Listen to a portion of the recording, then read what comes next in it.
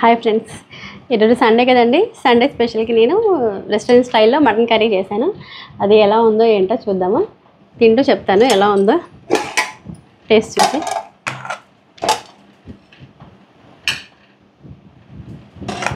ఇప్పుడు నేను చేసిన కర్రీ రైస్లోకి, రోటీలోకి, బగారా రైస్లోకి కూడా చాలా చాలా బాగుంటుందండి.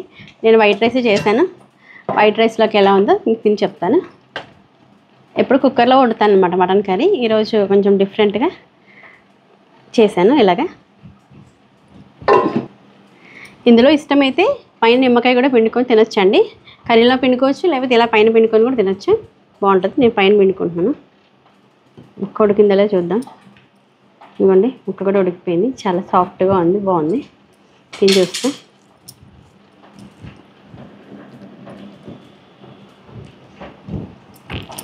చాలా బాగుందండి. చాలా డిఫరెంట్గా ఉంది, రోజు తినేది కాకుండా చాలా టేస్టీగా ఉంది. మీరు కూడా ట్రై చేయండి. ఇలాగా నా వీడియో నచ్చితే లైక్ చేయండి, షేర్ చేయండి. నా ఛానల్ సబ్స్క్రైబ్ చేసుకోవడం మాత్రం మర్చిపోకండి. Thanks for watching. ఈ రెస్టారెంట్ స్టైల్ మటన్ కర్రీ ఎలా చేయాలనేది ఫుల్ వీడియో చేసి నా ఛానల్లో పెట్టానండి. కింద ప్లే బటన్ క్లిక్ చేయండి, ఫుల్ వీడియో వాచ్ చేయండి. Thanks for watching.